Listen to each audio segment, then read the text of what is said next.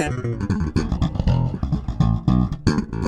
guys, so we're comparing 4-string bass and the 5-string bass today. Alright, let's go. So the first part of discussion is the range. Obviously, the 5-string bass has one more string, so you can go lower.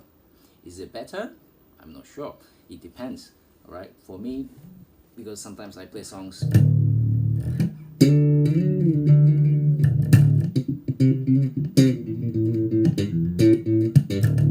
this kind of song that requires the 5-string unless you do a drop D tuning or something like that. So it will be quite useful when I have extra string, and sometimes I do like a swell at the end of the song, and with the subwoofer and all the stuff in the loud venue, really give it like a earthquake kind of effect, which I like. So I like that about the 5-string, but at the same time, the 4-string bass, it pushes you to really be creative about the fingerings, and because of the limitation of the notes and the simplicity, that some people really like the simplicity of the 4-string bass. So I think that's kind of cool as well. Second point of discussion is the transposing and reading. So this only kind of matters if you are a freelance session musician like me, and you often go to a gig where you don't know what song you're playing, you don't know who you're playing with, and sometimes you just have to read a chart in a different key and things like that. And 5 strings come in handy because sometimes I'm transposing, side transposing a chart or something, and I end up things like that, which is, for me, it's too thin or too high. And if I have one more string, I could use the same shape to be like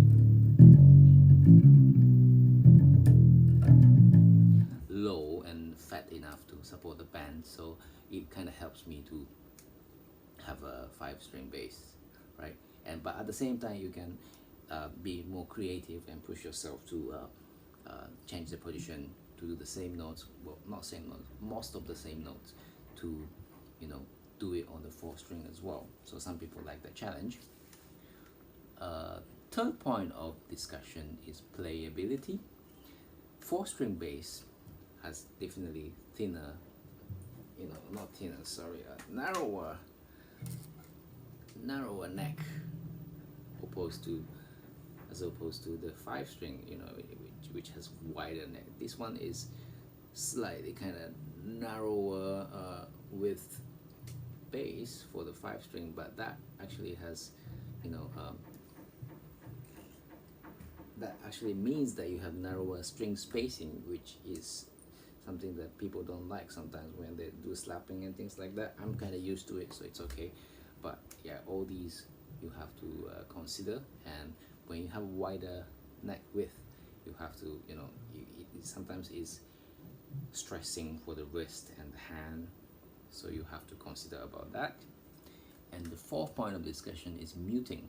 When you have extra string, you have to mute them all the time, because when you're playing them and then the low string starts to hum, so you have to touch the string once in a while. I play like this all the time.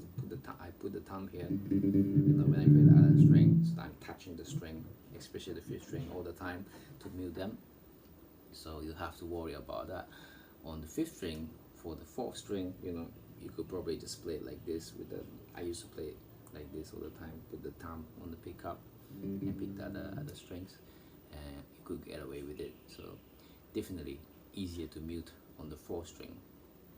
And lastly, the 5th point of discussion is price. Well, the prices of the bass of course vary, from brand to brand, model to model.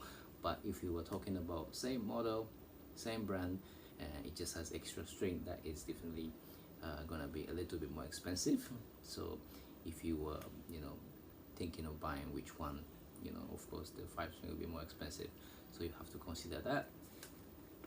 And those were the 5 points to discuss about 4-string and 5-string. Which one is better for you? I'm not sure. You can consider, and I hope you enjoyed this video. Thank you so much. Don't forget to subscribe. See you again.